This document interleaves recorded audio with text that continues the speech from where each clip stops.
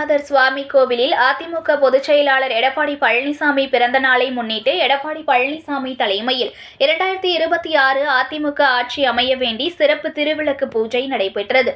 இதில் 300க்கும் மேற்பட்ட பெண்கள் பங்கேற்று வழிபாடு செய்தனர்.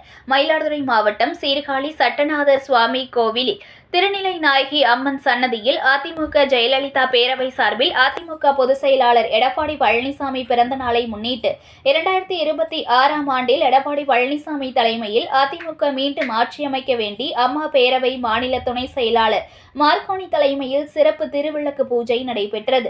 இதில் 300க்கும் மேற்பட்ட பெண்கள் பங்கேற்று திருவிளக்கிற்கு சிறப்பு பூஜைகள் செய்து பிரார்த்தனை செய்தனர். பெண்களுக்கு அதிமுக அம்மா பேரவை சார்பில் சேலைகள் மற்றும் அன்னதானம் வழங்கப்பட்டது. இதில் முன்னாள் எம்எல்ஏ சந்திரமோகன், ஒன்றிய செயலாளர்கள் கே ரவிச்சந்திரன், ஏ சந்திரசேகரன், ஒன்றிய அவைத் தலைவர் எஸ் கல்யாணசுந்தரம், பொதுக்குழு உறுப்பினர் ஆனந்த் நடராஜன், மாவட்ட அம்மா பேரவை துணை செயலாளர் அம்சேந்திரன் உள்ளிட்ட பலர் பங்கேற்றனர். செய்திகளை உடனுக்குடன் தெரிந்து கொள்ள லைக் பண்ணுங்க, ஷேர் பண்ணுங்க, சப்ஸ்கிரைப் பண்ணுங்க, மறக்காம கமெண்ட் பண்ணுங்க.